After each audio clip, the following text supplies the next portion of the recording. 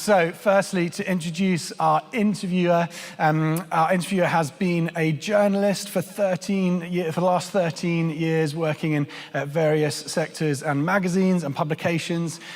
She is currently the editor-in-chief of The Beautiful Truth, which is a magazine about purposeful work and business. It basically helps businesses and individuals work out what their purpose beyond profit, how they can benefit the people, place, planet around them. And she's also the mother of 3 amazing children who also happen to be my children as well. It is my fabulous wife, Hannah Finch. So.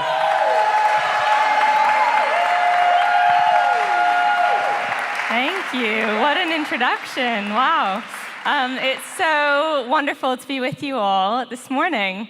So when I was 23, I moved from Vancouver, Canada to London, England for my first job at a magazine. It was super exciting. It was very fast-paced. It was high pressure. And it was my first foray into the world of real work. And it's fair to say I was pretty terrified a lot of the time. I was terrified of messing up at my job, but I was also a bit terrified someone might find out that I was a Christian. And I went along keeping that to myself for a while, but it became significantly more difficult when I got engaged to a soon-to-be vicar. And I remember the first time one of my colleagues asked me what my fiancé did, and I just panic answered that he was a photographer. Which, in my defense, he did do a photography A-level, so I was like, he's pretty good at it.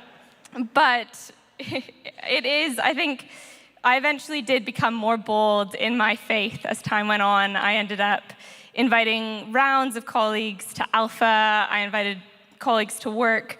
And I did that because I realized that even if I didn't always know what my purpose in my job was, God has always put me in my jobs on purpose. And that purpose has always been the same. It's been to share Jesus with the people I'm working with. But being a Christian in the workplace can be challenging. I think sharing Jesus is one of many difficult things that we come across in the world of work. And that's why today I'm so excited, as John said, that we get to hear from 3 amazing members of our community who are going to share a bit about their professional journey and what it looks like being a Christian at work, how they integrate their faith and live their faith out day to day. So I'm going to introduce them, another introduction, and then we'll cheer them all up all at once. So we have Jay Pugh-Smith, he's been a lawyer for 15 years in both the charity sector and the business world, and he's always had a thread of social justice running throughout his career. We've got Michael Kiwanuka, who's an award-winning recording artist. He's been professionally making music for more than a decade.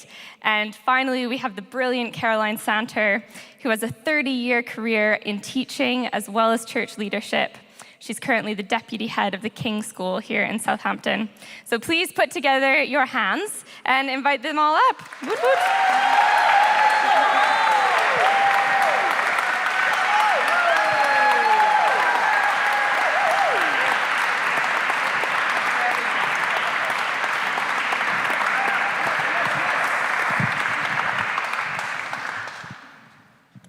Amazing. Thanks, guys, so much for coming up. Welcome.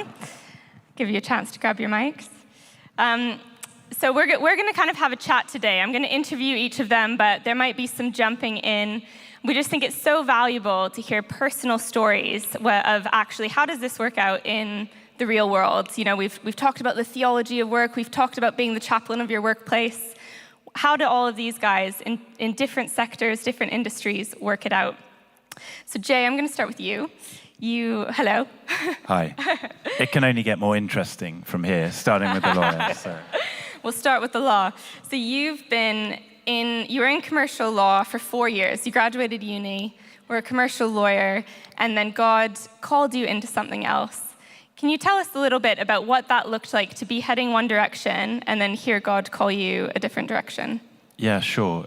It started with my mother-in-law, a bit of an inauspicious start, but she gave me a book. It was called Good News About Injustice by a man called Gary Haugen, who founded a wonderful organization called International Justice Mission. And the sort of scales fell from my eyes, really, about God's call to justice. And that started a journey. So I was part of a men's group. We sort of met to pray and eat and share food in a kind of accountability group just out of university. And it seemed to be a sort of individual but collective thing about the same time. God just put this issue of modern slavery on our hearts and injustice. And I'd say we were diverse. We're not really diverse. We were all white, Caucasian professionals, but diverse in terms of what God had called us to in different professions. And it was an amazing journey to start on together. And I think really the body of Christ in action. We were doing different things, coming together with different ideas. And we ended up sort of writing this Jerry Maguire paper on the state of the nation and how Wilberforce 200 years prior had abolished the slave trade in the North Atlantic. And we wrote this paper, and I'll come back to that in a second, but that was the start of the journey. And then I got to know the charity IJM a bit more. I ran the London Marathon for them and kind of thought, well, I'll just keep it safe in the corner and it won't interrupt my day job. And it just sort of nagged away, and it kept being dropped into conversation. Oh, could you volunteer? I was a lawyer in the city at the time. My wife was a teacher, and the great financial crisis had just started. And so my parents were very much like, it's great, you've got a job, keep it, stay safe, you've got a family now. And I decided to say no to all that. And had one of the biggest barneys with my father that I've ever had. Wasn't my finest moment. Call yourself a Christian, that kind of stuff. He's a great Christian. But something rose up from deep within me, and that whole sense of justice and a kind of righteous anger for injustice. And so actually it felt like quite a natural thing to then step out. And I'm a big believer, don't burn your bridges. The law firm that I was working for, I basically had to stop full time, but they did say come back afterwards, and I was like, no, I think this is me now, I'm done. And we were posted to India, to Calcutta. And I think it's always important to say, whenever someone's up on stage, I think we edit out the highlight package, and it's never really linear in truth. I think it was an HSBC advert ages ago, and it was just a lamp on a lampstand, and it said, it's amazing how many all-nighters it takes to be an overnight success. So we quit our jobs, went to live with my parents, ironically, and we were waiting. Our visas just never came through for India, and we were like, Lord, hang on, we gave up our jobs. What's this all about? And after 3 months, nothing came through, and we pulled every string we could. So we just said to IGM, look, we're going, send us anywhere. And it was amazing. He sent us to the Philippines. We were on a plane 4 days later. And I worked with the legal team there. We rescued 116 people from slavery while we were there, secured life sentences against the perpetrators. And it was an incredible time of literally just saying, here I am, use me. I had no human rights experience, but I found myself speaking to a whole load of counselors from across the Philippines, and they said, oh, it's in the National Auditorium, and it's just a small thing.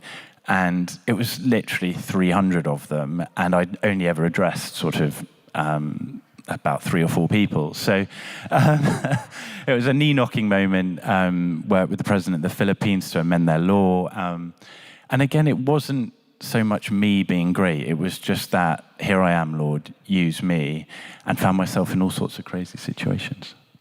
I mean, I think, obviously, what an amazing journey. And I think my favorite part of that story is that when your visa didn't come through, your parents said you're crazy. Logical person would be like, well, clearly this isn't the right decision. I've maybe misheard God or whatever. Can you just talk to us? Because I think a lot of us probably have had a moment like that where you maybe feel called into something, and sometimes it seems like everything's going wrong towards that calling. What was it? What did God say to you? Or what was that moment when you were like, actually, I'm going to persevere through these fairly major roadblocks to follow what I feel like God's calling me to do? Yeah, definitely. I mean, I'm quite analog. You guys are digital with your iPad, but I love to journal. And I think it's ingraining those day-to-day habits.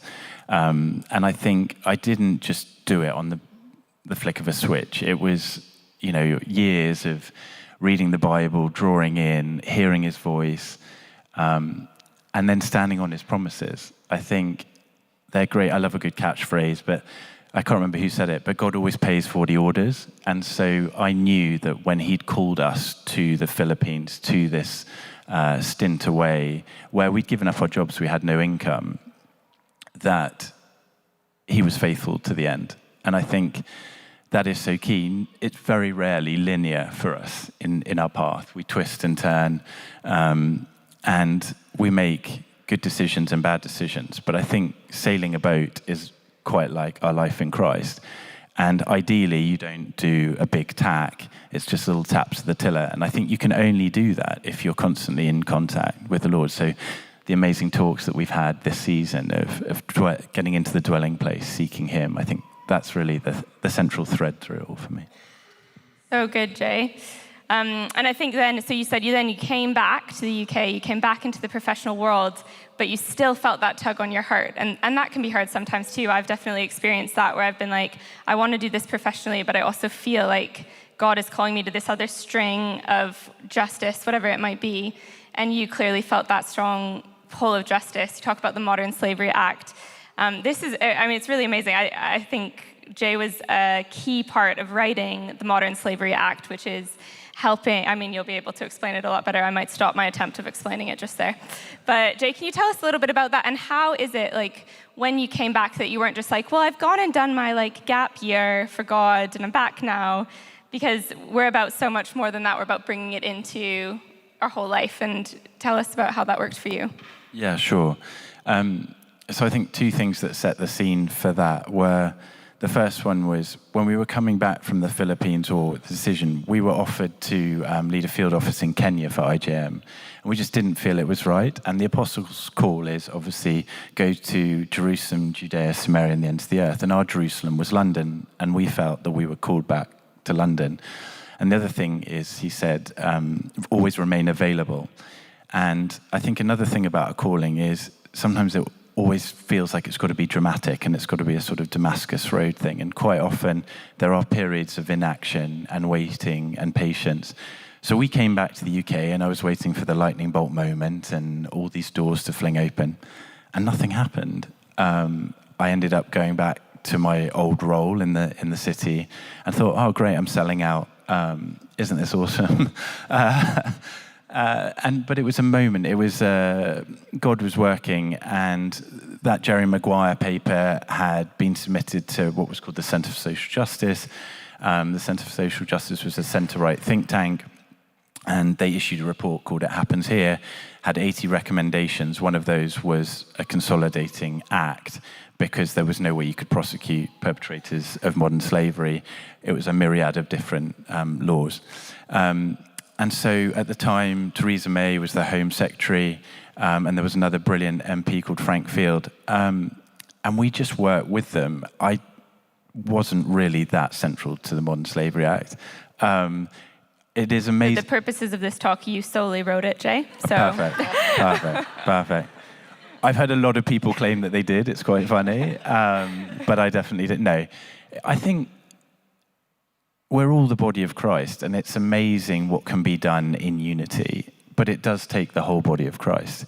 And so I was like the little pinky, probably, not even that. And it was just amazing, the divine appointments. So, we would be walking down the road, and one of us in our group would have run into Ed Balls. He was the Shadow Justice Secretary at the time, and just had a conversation. And then it turns out that day they were meeting in the House of Commons to debate it. So there were all these amazing divine appointments that happened along the way to help us steer and build a groundswell of support. And I think Wilberforce said it's a rising tide that lifts all the ships. And so it wasn't really Wilberforce that abolished the modern North Atlantic slave trade.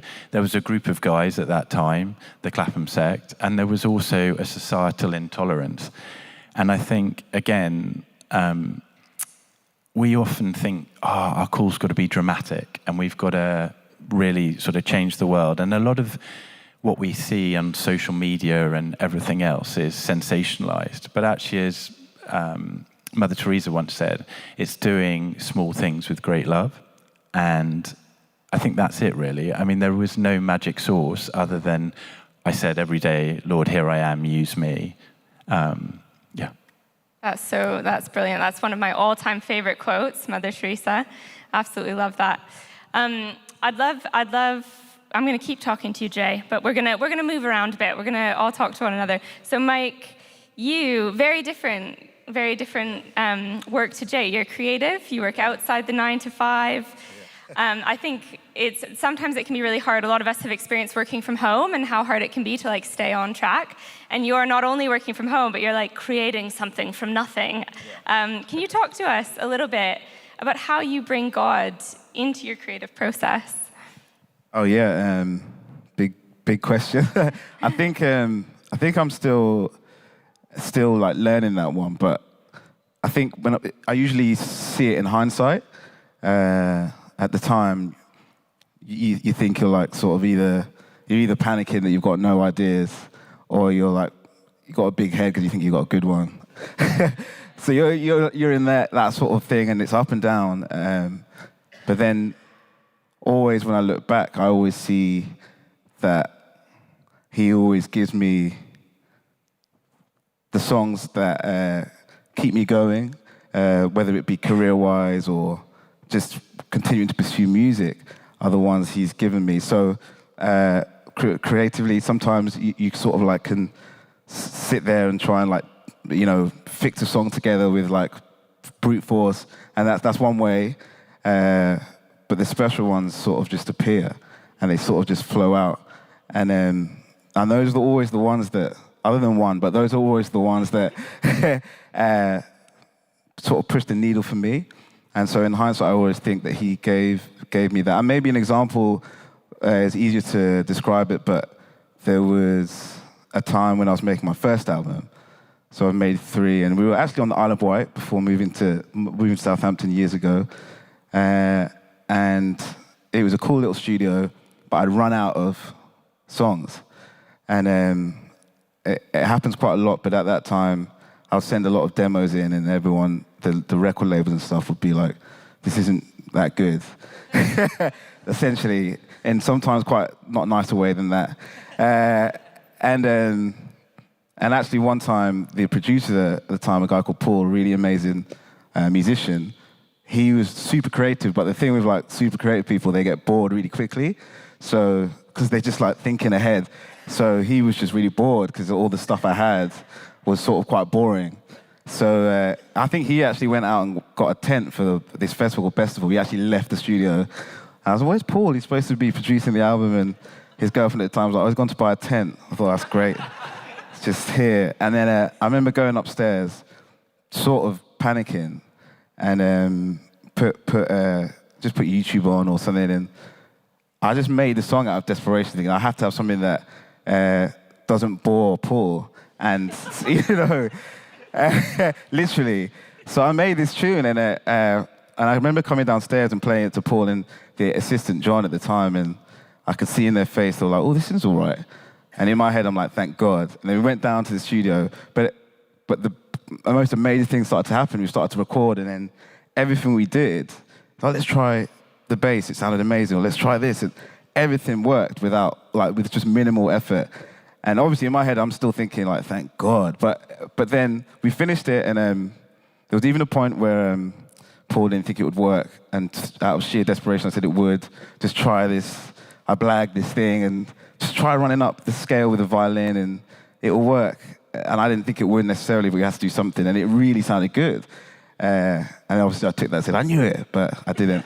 And anyway, long story short, that finished, and I actually had an album that was scrapped, and I stopped working with Paul, made another album, wasn't good enough, And then Paul had sent this song that I desperately made upstairs to the record label without us knowing, because he was sort of thought it was good and thought last chance, saloon. And I remember getting an email back. I'd forgotten about this song, and and it was all the A&Rs and managers being like, "This song's amazing. When did you do this?" And that never happened. I thought, what song are they talking about? And I pressed play, and it was that one. And that sort of moved things going, And there's so many stories like that where it was definitely God coming in and giving me something to say. And musically and lyrically, I remember writing it was really me singing about my faith and wanting to find some sort of hope in Him. So it was all, or for Him to help me in that time. So in hindsight, I just felt He opened the door, with minimal effort from me. And He just literally orchestrated the whole situation. But I have so many stories like that. I could go on for hours. But yeah, I guess so. That's so. The question we're all dying to know, Mike, is what song is that? Oh, it's a song called "Tell Me a Tale," which is on the first album. It's not as known, that album, but "Tell Me a Tale" was on the first album. I know it. I love it. Yeah. I'm gonna go re-listen to it now that I know that story. Yeah. I love that. I do think so often it can sometimes be those arrow prayers, especially at work. I've definitely experienced that at work when you're like panicking because of X, Y, Z, and actually God isn't bothered if we're just like, I really need you right now in this moment. He's like, he's there. Mm-hmm. So that's awesome. I'd love to know, you released your first album in your early 20s. Yeah. And you're not in your early 20s anymore. No, unfortunately not. And how... Unfortunately not, yeah. Can you tell us a little bit about your journey of being a Christian in the music industry and how that's evolved over the last however many years? Yeah. I think I could definitely relate with what you said at the beginning, but it's been really up and down and like difficult. The first year of just recording, I was, when I first started the job, I was going to church a lot, and I would say quite strong in my faith. But then, the album came out, and I was traveling everywhere, all across the world, which was amazing. Seeing places, life was like literally jet set. It was exciting. Going to America for the first time, New Zealand, Australia, all these cool places, and meeting people and people liking your music, and meeting like singers that you listen to as a teenager, and they're like there on the same plane or backstage, or they come to your show, and it's like, oh my word. But that was all cool, but then I sort of lost my way a bit. Just trying, I don't know really what happened other than just it was trying to fit in, being scared about telling these people that actually I'm a Christian and He made all the songs, not me. And I just thought everyone would just stop listening to my music. There would be no producers that would work with me, and they'll just all stop, because in school it was always the uncool thing, and rock and roll stars, Keith Richards didn't go to church on Sundays, or like, all of these things, it wasn't cool. And I wanted to be cool. But what happened was, in trying to be cool, I just really toured so much on the first album. I felt very, very, very lost. And I was a bit sad, And then I came back, and I was living in Kentish Town. And where I met you? Where you we all met your met. wife? Where I met my wife, Charlotte, and I was living with my friend Hugh at the time, and I think there was a year where it was just boxes. I was never there. And I came back sort of burnt out, and we actually lived under a vicarage. And the story of that was Hugh, my friend, just wanted to move to go to the church we went to. I didn't care about the church. I just thought it's cheaper rent. And Hugh will sort everything out. So I was like, yeah, let's do that, whatever, man. I'm off. I'll see you. And we went. And when I came back after a year and a half of just traveling, I noticed, I was like, oh, yeah, church. I used to love going there. And there was always barbecues, like midweek meetings and like socials, and everyone just seemed so happy. And I wasn't that happy. And so I was like, oh, man, what's this? And I'd sort of come out the front door, and there was a good barbecue that they left outside our front door, so we would always use it, and I would go out and eat the burger and be like, hey, guys, and the office was right by our flat, and so I started going to church again. I thought these guys are really happy, and it changed my whole life. We met Charlotte, met you guys, and I haven't looked back. I haven't been happier. And actually, after that, music, I stopped trying to be cool on my good days. I still try sometimes, and God has blessed my music tenfold. But I've been able to have an anchor where before I just had boxes, It's difficult to describe that sort of it, really, yeah. So it's been ebbs and flows, but it's been better now. An anchor where you had boxes, I think, is a really awesome description. I think that's fantastic. I also love burgers as a means into the church. Yeah. We're big believers in that. Yeah. That's so good. Thanks, Mike. No worries. We'll come back around, but Caroline, I think, Mike, you just touched on something that a lot of us have experienced maybe in some level or another, which is burnout in a job, which, you're going hard, especially if a job is a calling. Sometimes we can feel like we need to go really hard. Caroline, you've been in teaching 30 years, which is known for burning people out. I know loads of teachers. It's such hard work, such insanely valuable work. Juliet talked a bit about it last week, but I'd love you to start by just telling us about a time that you started to experience burnout and how you brought God into that, how you dealt with that. Yeah, no problem. There's a couple of situations, actually. I am that old. I've experienced it more than once. I went into teaching because I really wanted to make a difference to children's lives. So I trained as a secondary school teacher.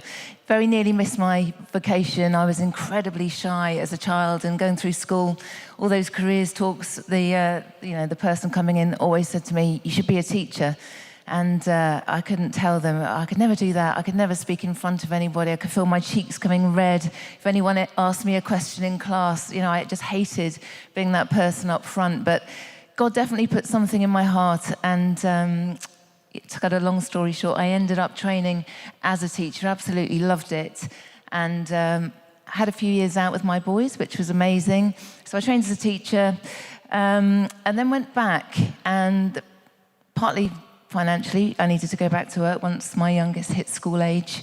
But I'd gone along to a church meeting, and a woman who was a Christian was taking on a secondary school in the city. And I just really got caught up in her vision of what she wanted to achieve. And at this particular school, they were having issues with some of our more challenging children in the city who came from very difficult backgrounds, a lot of them, and they came up with this initiative of running what they called a satellite, which was like an off-site pupil referral unit, but it was still linked with the school, and she needed people to help serve in that place. And I felt a real rise in my spirit. I felt I wanted to connect in with that, wanted to serve in that. So I ended up working for this school and was posted at this satellite unit, which was, to be honest, quite a baptism of fire. I've lived in Southampton 36 years now, and I was aware of deprivation in the city. I was aware of children in need. I was aware of, some of the difficult things going on. I'd already taught in one previous secondary school, but the kids that we started getting through our door, just to give you a few examples, we had a child that could only manage, at the age of 11, an hour of education at a time because he was so addicted to nicotine that he got the shakes and couldn't stay in a class longer. And when I asked him naively, "How did you get into smoking?" He said, my parents went away when I was 5, left him, he couldn't even remember where, and came back with a box of cigarettes as his present. So we had children that had, many of them, no role models at home. Some of their parents were, one of them, mum was a prostitute, the dad was the pimp on the estate, no boundaries, so it was a really difficult environment of these children who kind of in many ways society had rejected, were unlovable, but God gave me he really broke my heart for these kids, and I really wanted to do what I could to get them a few GCSEs and support them and love them and nurture them. And, as far as I knew, perhaps I was the only person praying for them. So day in, day out, I served in this job. We used to get teachers trekking down from the school. That it was kind of the short straw. They all hated being sent down because these were really challenging kids. And we had fights every day. We had the PCSOs round.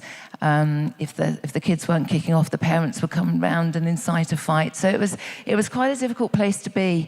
And although I never experienced any kind of violence or aggression myself, you could walk into a classroom and if the kids were kicking off or having a fight or lobbing something across the classroom, if you were caught in the crossfire and your head caught a hole punch, you could be that person. So I felt really called into that role, but after about 4.5 years, I guess it took its toll. I felt really exhausted, and I did feel God beginning to kind of prompt me about leading me out and leaving. But at that time, we were going through a really difficult time financially. The thought of leaving and going into something unknown or maybe not getting another job was a bit scary. But also I felt a real loyalty to these children. Who was going to love them, who was going to pray for them, who was going to get them through that next hurdle if I wasn't there. And actually, a friend of ours who's got a prophetic ministry came and prayed for Mike and I one evening, and he just said to me, I really feel God's releasing you from your job, giving you permission to leave. And I guess until that point, I hadn't really felt that permission. I think probably some misguided sense of my own importance that, if I wasn't there, it would all fall apart, that these kids would have nothing, worried about the finances. But I did probably overstay my welcome there for probably another 6 to 9 months. Ended up being signed off sick because it just all got a little bit much. But I think I learned quite a lot through that experience in that, just because I'd felt God's calling, and it was undoubted his calling on my life for that season, that doesn't mean that you're held into something forever and a day. I think often we kind of think of God's plan for our lives as a bit like a tightrope, and if we veer to the left or the right, we've somehow missed it. But actually for me, it was definitely a season to serve there. Interestingly, after I left, and not because I left, but sometime after they integrated the children back into mainstream, which was the whole point anyway. But yeah, it was a really interesting time, and God, out of that time, then opened a door for me at King's, which is where I am now. But yeah, it was kind of hard to hear his voice in the midst of all of that for all sorts of reasons. It's so, I think so often burnout does happen in a role where you're so emotionally invested. And often Christians can end up in roles like that where you're like really giving of yourself emotionally. And that's such an amazing calling. And it's what Jesus did day in, day out. But you're right, it's so important to, listen, and how amazing to get a prophetic word from someone. Really quickly, guys, I've asked each of these guys to share a verse, and I just don't want to miss it out because I think the way God speaks to us is so personal, and it's so often through the Bible. So do you mind each, Jay, maybe we'll start with you, just each sharing a verse that God has really used to speak to you throughout your career, throughout your life? I can't really reduce it to one, and I'm not trying to have a halo here, but I think the Proverbs have been great. I went through a season of reading a proverb every day, and there's such wisdom in there. All that iron sharpens iron. The Lord knows the desires of our heart, but he directs our steps. I think that's 16:9. Heresy, maybe, I don't know, we'll say. Anyway, over to you, Michael. That's tough one for different reasons to you, as in I don't know loads of verses. But in a serious note, it's like there is Great Commission, make disciples. It's a new one for me because I think with music, it's quite insular. A lot of the time, it's about you. But I have found in my work, you meet so many people, and you'd be surprised who we follow in Jesus and his personality. Even if you just do like 1% of that, and I'm not great, but even 1% in a day, you might meet. You might meet a roadie and just say thanks. I think it changes the whole day. Whether it's some of the lights, your music, the way you conduct your touring party as it gets bigger, and treating everyone with respect and loving people can't believe it, and then it makes way for more conversation. So and then through that, hopefully, you're glorifying Him. So that's a new one, but that's probably the verse now, and that's helping me in my job. Yeah.